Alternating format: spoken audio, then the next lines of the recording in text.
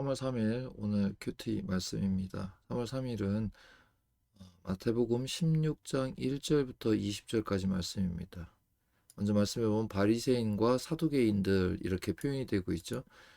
우리 바리새인들, 그다음에 사두개인들, 특징적으로 마태복음에는 이 사두개인들도 나옵니다. 이것은 이미 그 최영삼 교수의 그 앞선 페이지에서 설명들이 되어 있기 때문에 이 사람들의 여러분의 특징을 한번 살펴보면 좋을 것 같습니다. 예수를 시험했다라고 했고 표적 요청을 청하였다라고 했습니다. 그러니까 예수님께서는 이렇게 말씀하시죠. 너희가 저녁에 하늘이 붉으면 날이 좋겠다 하고 아침에 하늘이 붉고 흐리면 오늘은 날이 굳겠다 하니 너희가 날씨를 분별할 줄 알면서도 시대의 표적을 분별할 수 없느냐. 그러니까 오늘 시대를 상황을 살펴볼 줄만 알아도 알 수 있다는 것이죠. 그렇다면 이들이 원했던 것은 무엇일까요? 결국은 예수님 당시 이들은 바로 하나님의 나라가 임했다라고 하는 사실을 예수를 통하여 분별할 수 있어야 하는데 그것을 찾지 못했다는 것이죠. 그래서 악하고 음란한 세대의 표적을 구하지만 요나의 표적밖에는 보여줄 수 없다라고 합니다. 요나의 표적의 대표적인 것은 요나가 물고기 뱃속에 있다가 사흘 후에 다시 살게 되는 그런 과정이 여러분들 이제 제일 기억하기 쉬운 것일 것입니다. 일단은 본문의 말씀을 쭉 따라가서 맥락을 먼저 살펴보겠습니다. 자, 이제 제자들이 건너편으로 갔다라고 하면서 떡을 가져가기를 잊으니까 예수님께서 삼가 그 떡을 지금 현장에서 있었던 그 사정을 그대로 활용해서 바리새인들과 사두개인들의 누룩을 주의하라라고 얘기하신 것입니다. 그러니까 연결이 돼 있죠. 떡 가져가는 것. 그 떡과 그 떡을 만들 때 누룩이 있어야 되잖아요. 그럴 때 바리새인과 사두개인들이 어떤 떡을, 그러니까 어떤 누룩, 그들이 유포하는 것이 무엇인가 하는 것이죠. 7절에 보면 제자들이 서로 논의하여 이르되 우리가 떡을 가져오지 아니하였도다 하거늘 예수께서 아시고 이르시되 믿음이 작은 자들아 어찌 떡이 없으므로 서로 논의하느냐. 이 장면에서 예수께서는 이걸 알고 있다는 것을 우리가 알 수 있습니다. 그렇죠? 여기 보시면 제자들이 서로 의논하여 때 우리가 떡을 가져오지 아니하였도다 하니까 예수께서는 여러분 여기 중요한 단어가 바로 아시고 이런 표현들입니다. 우리는 지금 이 사건이 일어나거나 그 맥락도 중요하지만 그 맥락 속에서 예수가 어떤 분인가를 아는 게 중요합니다. 마치 자녀들이 부모를 상대할 때 부모가 잘 모르는 것으로 생각하고 이렇게 둘러 말하거나 거짓말할 때 어떻습니까? 부모들이 다 알지 않습니까? 그 아는 것이 부모의 힘이지 않습니까? 그래서 부모가 알고도 그것을 덮어주기도 하고 알고도 다른 길을 열어주기도 하고 또 그것이 심하면 그것을 가지고 다구치게 되겠죠. 이런 것들을 여러분들이 이 성경을 보면서 우리는 지금 성경의 내용도 중요하지만 그 내용이 지칭하고 있는 예수, 그 예수를 살피는 것이 더 중요합니다. 자, 너희가 아직도 깨닫지 못하였더냐? 떡 5개로 5천 명을 먹이고 주운 것이 몇 바구니이며 라고 하는 건 당연히 여러분들 오병이어의 사건이죠. 떡 7개로 4천 명을, 그러니까 지금 두 건의 사건이 다 나와 있습니다. 5천 명, 그 다음에 4천 명. 그리고 광주리를 기억하지 못하느냐. 어찌 내 말 한 것이 떡에 관함이 아닌 줄을 깨닫지 못하느냐라고 했습니다. 그럼 여러분들은 이 떡에 대한 이 개념이 무엇일까요? 이렇게 물으면 헷갈리죠. 그럼 요한복음의 말씀에 비추한다면 이 말씀 뒤에 어떤 사건이 나오냐면 바로 생명의 떡에 관한 이야기가 나옵니다. 그리고 사람들은 그 생명의 떡 때문에 예수를 어떻게 하려고 했죠?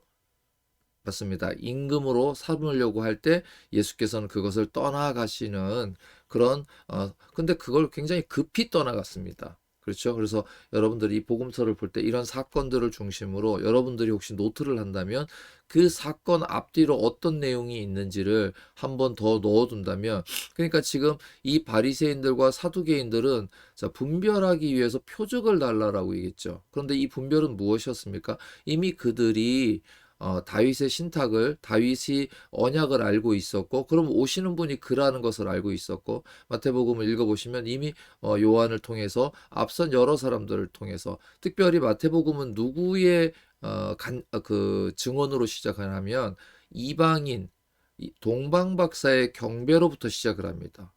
원래는 누구로부터 해야 될 것 같아요?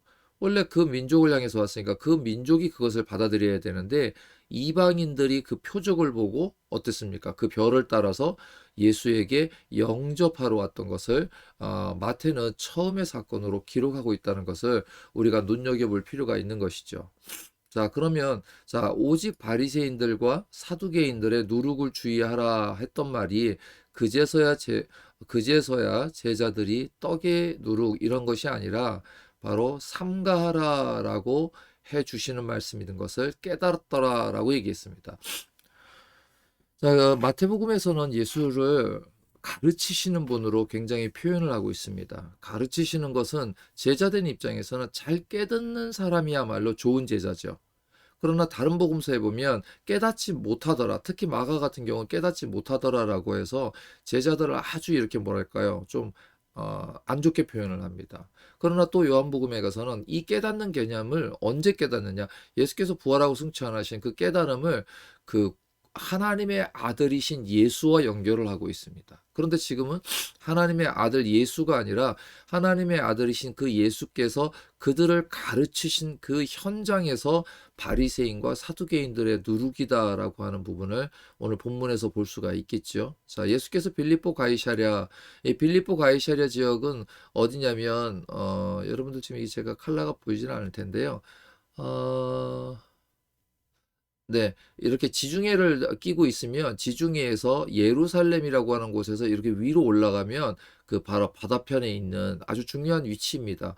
이 빌립보 가이사랴라는 곳에 누가 있었냐면 바로 총독 빌라도가 있습니다. 그쵸? 그리고 이 빌립보 가이사랴는 바로 로마에서 휴양지 성격으로 오는 그런 위치에 있었고 대단히 중요한 위치에 있어서 성경에도 이 빌립보 가이사랴라고 하는 지역이 자주 나옵니다. 카이샤르지 않습니까? 카이샤르. 그랬을 때 빌립보 카이샤르라고 하는 지방에서 제자들이 물어 이르되 이렇게 했죠. 그 지방에 이르러서 제자들이 물어 이르되 인자가 누구냐라고 했죠. 이 인자는 독특한 표현이죠. 예수께서 자신을 그러면 이 인자 그러면 여러분들은 다니엘서에 나오는 7장에 보면 인자 같은 이라고 하는 그 인자를 생각해 보실 수 있습니다. 그리고 이 인자라는 표현은 이 마테마가 누가 요한에서도 자주 나오는 표현이고 인자에 대한 신학적 의미를 여러분들이 한번 살펴보는 것도 도움이 될 것입니다. 어쨌든 이르러서는 어떻게 했습니까? 세례 요한 또는 엘리야 그리고 어떤 이는 예레미야나 선지자 중에 하나다라고 했는데 여기서 좀 재밌는 표현이 그 선지자라고 해서 당시에는요. 선지자 중에서도 물론 요한이나 엘리야, 예레미야도 있었지만 대표적인 사람이 바로 이사야입니다. 왜냐하면 여러분 이사야서를 보면 이사야서의 내용은 40장 이후에 가면 새로운 어떤 굉장히 좋은 비전을 제시하는 것처럼 보입니다. 뭐 사실이죠. 그래서 바로 이 지금 로마의 식민지하에 있었던 이들에게 있어서 이사야 선지자 그리고 이사야서는 대단한 의미를 가지고 있는데 여기에서는 보면 세례 요한, 더러는 엘리야, 어떤 이는 예레미야나 선지자 중에 하나다라고만 표현을 하고 있습니다. 자, 이르시되 너희는 나를 누구라고 하느냐? 시몬 베드로가 대답하되 이르시되 주는 그리스도시요 살아계신 하나님의 아들이라고 합니다. 여러분들 뭐 잘 아실 것입니다. 16장 16절에 나오는 대표적인 구절인데요. 그냥 우리가 이것을 이렇게만 표현하기가 이 어감이나 이 느낌을 와닿지 않죠. 근데 굉장히 중요합니다. 주가 그리스도시다라고 할 때 이 그리스도는 메시아잖아요. 그럼 이 주는 그리스도시다라고 하는 것은 바로 언약의 성취자로서 그 언약으로 오셨던 지금 눈에 보이는 예수시잖아요. 자, 눈에 보이는 예수, 인간인 예수를 향하여 하나님이시다라고 고백을 하는 것입니다. 그래서 여기 보시면 살아계신 하나님의 아들, 그러니까 주님이 그리스도다라고 하는 것을 우리가 신학적인 용어로 주 기독론이라고 합니다. 주님이 그러니까 이 주는 누구십니까? 당시의 주는 바로 카이사, 바로 로마의 황제를 일컫는 표현이잖아요. 근데 그가 누구라냐면 지금 그리스도시라는 것입니다. 그러니까 주인이시다라고 하는 것이고요. 그 다음에 살아계신 하나님의 아들이다라고까지 연결되는 것은 대단한 신학적 의미를 가지고 있는 것을 저희가 충분히 고려하면서 이 본문을 읽어야 합니다. 이것은 뭐 쉽게 나올 수 있는 고백이 아닙니다. 우리가 그런 어떤 고백을 하면 그 고백을 아는 사람만 아는 것이지 때로는 고백을 한 사람도 그 의미를 잘 모를 때가 있습니다. 그렇지 않습니까? 예수께서 이르시되 바요나 시몬아 내가 복이 있다. 이를 내게 한 이는 혈육이 아니라 하늘에 계신 내 아버지다. 맞습니다. 바로 하나님께서 예수 그리스도 주님을 이 땅에 보내셨대. 예수죠. 예수를 이 땅에 보내셨을 때 그 예수를 바라보면서 예수는 주님이십니다. 또한 하나는 살아계신 하나님의 아들이십니다. 왜 그러냐면 이것이 요한복음에서는 믿음의 근거가 되지 않습니까? 하나님의 아들이심을 믿는 것이 바로 어떻게 됩니까? 우리가 구원에 이르는 영원한 생명을 얻는 것이 되기 때문입니다. 이것을 믿게 하려 함이다라고 했던 것이 기록의 목적이라면 바로 하늘에 계신 내 아버지께서 알게 하는 관계를 요한복음은 예수께서 하나님 안에 그 사랑의 관계로 이어졌죠. 그 관계가 다시 어떻게 됩니까? 내가 너희와 바로 우리와 연결되는 사랑의 관계로 이어지고 다시 우리는 하나님께로 연결되어지는 바로 그 연결고리의 첫 번째가 바로 주가 그리스도, 예수께서 주님이시다, 예수께서 그리스도시다, 예수께서 살아계신 하나님의 아들이시다라고 하는 이런 놀라운 고백에 담겨져 있다는 것을 알 수 있습니다. 뿐만 아니라 그것은 육신으로 아는 것이 아니라 하늘에 계신 내 아버지께서 알게 하시는 것입니다. 또 내가 이르노니 여기 보십시오. 너는 베드로다. 내가 이 반석 위에 내 교회를 세우리니 라고 하면서 교회라는 표현이 나오지 않습니까? 이 교회가 갖는 권세. 이 교회는 바로 이 믿음의 고백, 이 고백 위에 서 있습니다. 이 고백 위에 서 있을 때만이 음부의 권세가 이기지 못합니다. 세상의 임금은 눈에 보이는 것으로서는 로마이지만 요한계시록도 당연히 로마를 향해서 썼지만 우리에게는 그 세상의 권세를 잡은 것이 바로 사단이라는 것을 알 수 있습니다. 그 사단의 권세가 바로 요한복음에 잘 드러나 있지요. 그랬을 때 예수께서는 그 17장의 그 기도 후에 보시면 이런 표현이 있습니다. 내가 세상을 이기었노라 라고 하는 표현이 있죠. 바로 이긴다라고 하는 것은 바로 이 음부의 권세가 이기지 못하는 것. 하나님께서 독생하신 예수 그리스도를 이 땅에 보내셨을 때 단순히 1차적으로 우리가 생각할 때 우리의 죄와 우리의 구원을 위해서 우리 대부분 그건 인정하시죠. 그것까지만 나가서는 안 된다는 것입니다. 대부분의 여러분들과 또 저희가 예수님께서 나의 죄를 위하여 죽어주시고 이렇게까지만 기도하지 그 다음에는 안 나가죠. 그 다음에 나가야 할 게 무엇이냐면 바로 이 베드로의 고백처럼 하늘에 계신 내 아버지께서 알게 하시는 것이 무엇이냐면 주님이시라는 거예요. 주님, 로드라는 것입니다. 성경에서 가장 많이 나오는 단어가 바로 이 로드입니다. 주여, 주님 할 때 그 주가 나를 통치하신다는 의미에서 주님이십니다. 왜 주님이라고 부르십니까? 여러분들이 주님이라고 고백할 때 그 주님이 나를 통치하고 계십니다라고 하는 인정에서 벌어지는 일이 바로 주여라는 것입니다.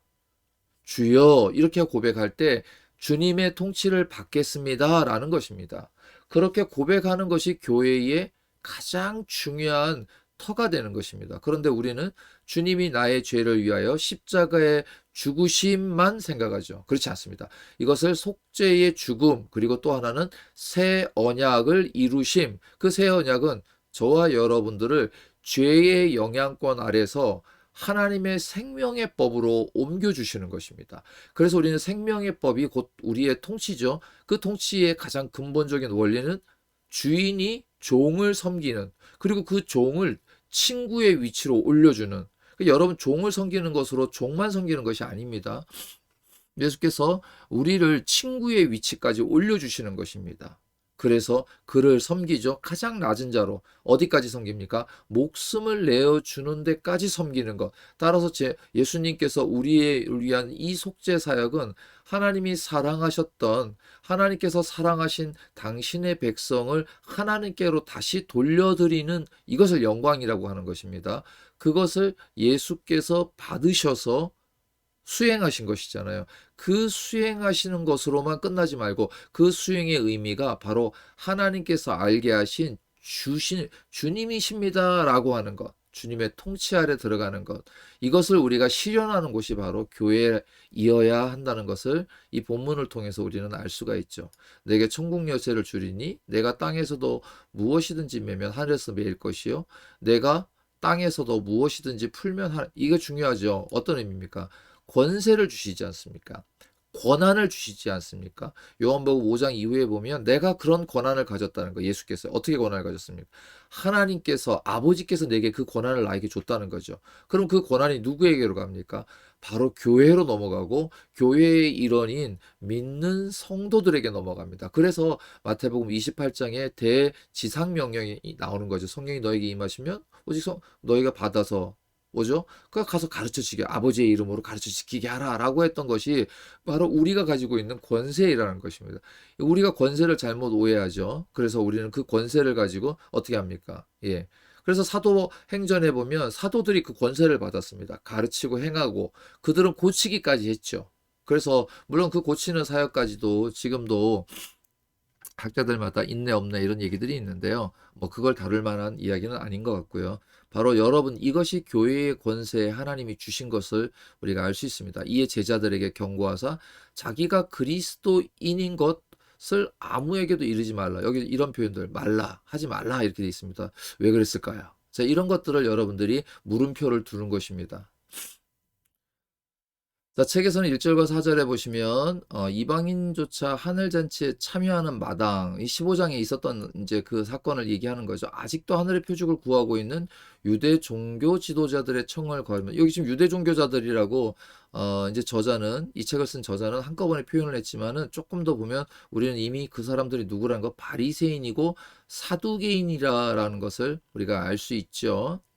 자, 이들에게 보여줄 것은 요나의 표적밖에 없다. 왜냐하면 하늘에서 내려온 가장 큰 표적이신 예수님을 거절하는데 뭐 당연히 그 이상의 어떤 게 있을 수가 없지 않습니까?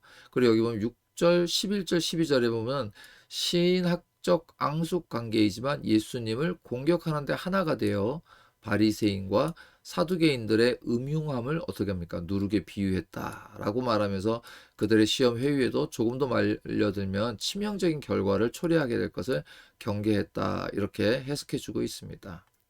15절부터 17절 이제 고백에 들어가 있는 분이죠. 하나님의 아들 그리스도를 고백합니다. 근데 여기 보시면 주라는 표현이 안 빠졌죠. 예, 주는 여기 보시면 주는 그리스도시오 이렇게 돼 있죠.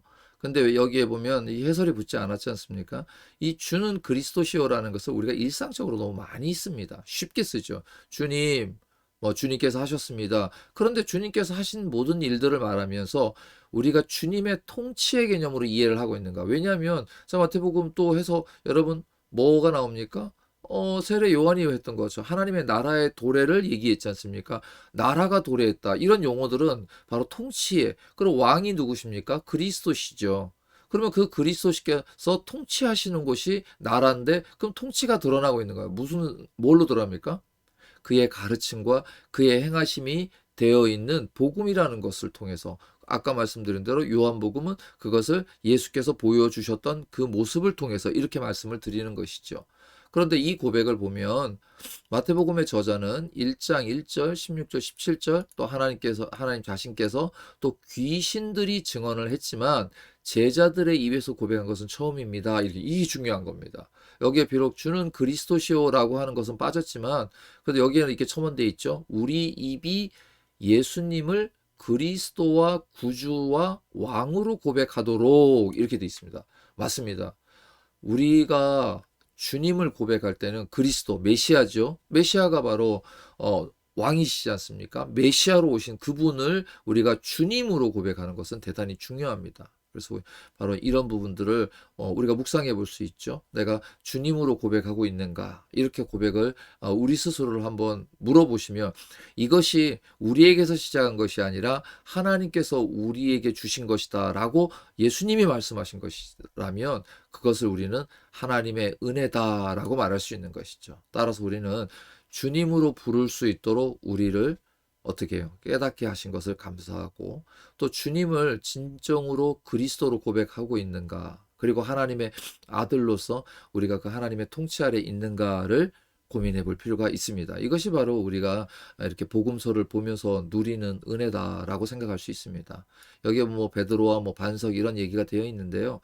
이것보다는 그가 지도자의 권세 뭐 이런 거잖아요. 이런 것보다는 글쎄요. 이방인을 예수 공동체에 받아들일 것입니다라고 할 때 이것을 지도자의 권세로 이렇게 해석을 했는데, 요거는 뭐 조금 생각이 다를 수 있습니다. 요거는 이제 저자 이 쓰신 분이 또 그렇게 해석을 한 것인데요. 그보다는 성경의 맥락에 따라서 우리가 먼저 보는 것이 더 좋을 듯 합니다. 어쨌든 이로써 베드로와 같은 신앙 고백을 공유하는 그 신앙의 고백을 공유한다라고 해서 그냥 그렇게 말만 하는 것이 아니라 그것이 교회의 터라는 것입니다. 이럴 때 보면 이렇죠. 이들이 또 다른 반석이 되어 함께 성전으로 지어져 갈 것입니다. 물론 에베소에서는 우리가 성전으로서 표현을 하고 있지만 그 성전의 가장 중요한 것은 바로 이 고백입니다. 주님이 그리스도이신가, 살아계신 하나님의 아들이시다라고 했을 때 이 한 줄밖에 되지 않는 이것을 우리가 적어도 A4지 몇 장으로 풀어서 우리의 입으로 고백하고 그것이 어떤 의미를 가지고 있는지를 말할 수 있을 정도는 되어야 하지 않을까 저는 이렇게 생각을 합니다. 20절에 대해서도 백성이 저마다 자기 필요에 맞는 메시아를 고집했다. 그래서 드러내지 않도록 해뒀다. 요거는 이제 본문의 맥락을 조금 더, 좀, 뭐랄까요? 이렇게 해석한 것이죠. 자, 예수께서는 이 마태복음에, 특별히 마태가 마태복음을 기록하면서 왜 예수는 아직 숨겨져야 하는가라는 것을 우리가 생각해 볼 필요가 있습니다. 그것을 우리가 조금 더 저자의 의도가 무엇인가를 생각해 볼 필요가 있는 것이죠. 이것은 가면서 좀 우리가 살펴볼 필요가 있고 또 먼저 이렇게 기록되었던 그 최영상 교수의 어떤 그런 정리한 내용들을 잘 보시면 이해가 되실 것이고 또 필요한 시간에 한 번 더 나누도록 하겠습니다. 오병이어와 칠병이어의 기적을 경험하고도 생명의 떡이신 예수님, 여기 보시면 생명의 떡 이러고 그냥 바로 나와버리죠. 그러나 생명의 떡은 여기에 나와 있지 않죠. 그 본문에 있는 구절과 연결되어 있던 거기 때문에 바로 이렇게 이어서 아는 사람은 바로 이어서 이렇게 말을 할 수가 있습니다. 그러나 우리는 그것이 생명의 떡과 연결돼서 생명의 떡은 뭘로 연결이 됩니까? 하나님 예수님의 말씀으로 연결이 되고 예수님의 말씀을 다시 그러면 로고스이신 요한복음 1장에 보면 선지하신 하나님의 말씀이시다라고 하는 것으로 이어지고 또 구약적인 사고로 넘어가면 만나와도 연결이 되고 이렇게 다양하게 여러분이 말씀과 연결하는 것이 자연스러워지도록 훈련하는 것이 중요합니다. 언제 그렇게 합니까? 기도할 때 그렇게 하는 것입니다. 기도할 때 여러분들이 그렇게 만나러 모셨던 하나님께서 이제 우리에게 주님을 보내시고 그 주님으로 우리로 고백하게 하시고 그 주님의 말씀을 듣도록 하셨으니 이 주님의 말씀이 저에게 생명이 떡이 되게 하시고 오늘 하루를 살아가는 일용할 양식이 되게 해 주세요라고 기도하는 것이죠. 네, 누룩의 말씀을 떡으로 연결하지 못했다라고 얘기하면서 이렇게 큐티에 내가 읽는 말씀도 내가 욕망하는 세상의 가치와만 연결되고 있는 것은 아닙니까? 이렇게 연결되면 힘이 없죠. 그쵸? 바로 이것이 예를 들어서 우리가 윤동주의 서시를 읽을 때 하늘을 우러러 한 점 부끄러움 없이 살기를 원했다라고 하는 것을 그저 나도 그러면 하늘을 우러러 부끄러움 없이 살아야지라고 하면 그냥 나에게만 좋은 어떤 그 멘트로 끝나는 것입니다. 그러나 그 시인이 가졌던 그 시대의 절박함 속에서 나올 수밖에 없었던 그것을 돌아볼 때 우리는 그 시가 전달해주는 의미를 그대로 받아들이고 내가 정말로 부끄럽지 않은 삶을 살고 있는가라고 연결되는 것이잖아요. 여러분들이 말씀을 읽을 때에도 그냥 직해하는 거죠. 그냥 내가 오늘 이런 거 아니야? 나는 뭐 이런 거 아니야? 이렇게 나를 대입해 보는 방식을 잘못합니다. 그래서 우리는 먼저 주님이 말씀하시고 우리가 듣는 자세를 취해야 합니다. 듣는 자세는 바로 예수께서 말씀하신 것을 마태라고 하는 사람이 글을 기억하고 글을 썼던 내용들의 의도를 우리가 파악함으로 인해서 바로 그 주님을 만나는 것이 우리가 큐티를 하는 목적이다 이렇게 말할 수 있습니다. 오늘 여러분의 삶들이 하나님의 말씀 가운데 사라지고 오늘 저와 여러분이 출석하고 있는 교회가 이 고백 위에 있는가를 생각하면서 여러분들이 기도와 또 성도들 간에 함께 교제할 때 바로 주님이 그리스도이신가? 그가 주님을 부를 때 나도 주님을 부를 때 그 주님이 동일하신 주님이신가? 그리고 살아계신 하나님의 아들이시다라고 하는 이 놀라운 신학적 고백이 오늘 저와 여러분에게도 있는가?